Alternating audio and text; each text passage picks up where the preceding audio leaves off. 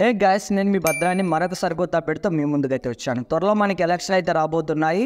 ఇకపోతే మన vote card అనేది ఆన్లైన్లో ఉందా లేదా, మన పోలింగ్ స్టేషన్ ఎక్కడుంది, ఇప్పుడు మీకు ఓట్ కార్డ్ అనేది ఉందండి. మీ ఓట్ కార్డ్ అనేది ఎక్కడికి వెళ్ళి మీరు ఓట్ అనేది వేయొచ్చు, మీ పోలింగ్ స్టేషన్ ఎక్కడుంది, ఇకపోతే మీ బిఎల్ఓ ఎవరు, మీకు ఏమైనా సందేహాలు ఉంటే ఓట్ కార్డుకు సంబంధించి మీ బిఎల్ఓతో మీరు ఎలా కాంటాక్ట్ అవ్వాలి, మీ బిఎల్ఓ నెంబర్ అనేది ఎక్కడ ఉంటుంది.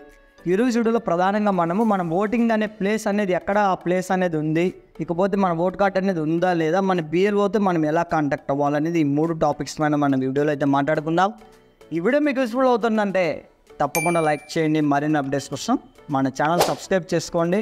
డైలీ అప్డేట్స్ పొందాలనుకుంటే డిస్క్రిప్షన్లో ఉన్న వాట్సాప్ గ్రూప్లో జాయిన్ అవ్వండి. నాతో కాంటాక్ట్ అయ్యి మీకున్న ప్రతి డౌట్ అయితే క్లియర్ చేసుకోవచ్చు.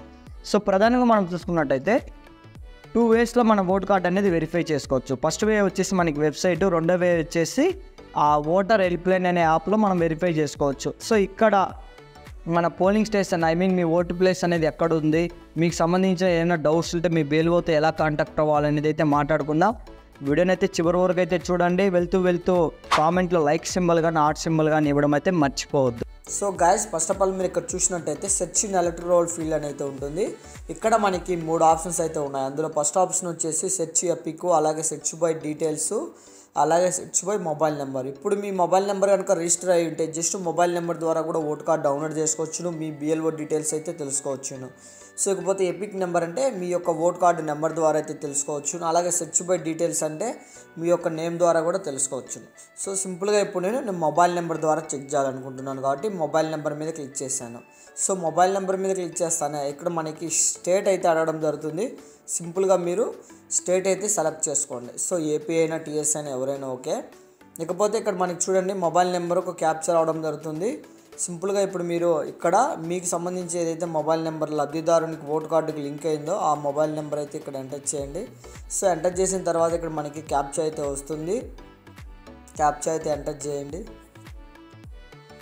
సో ఎంటర్ చేసిన తర్వాత సెండ్ ఓటీపీ అయితే ఉంటుంది. సింపుల్గా సెండ్ ఓటీపీ మీద క్లిక్ చేస్తాను. ఇక్కడ చూడండి మనకి మొబైల్కి ఓటీపీ అనేది అయితే వెళ్ళడం జరిగింది. ఈ ఓటీపీ అనేది మనం ఇక్కడైతే ఎంటర్ చేయాలి.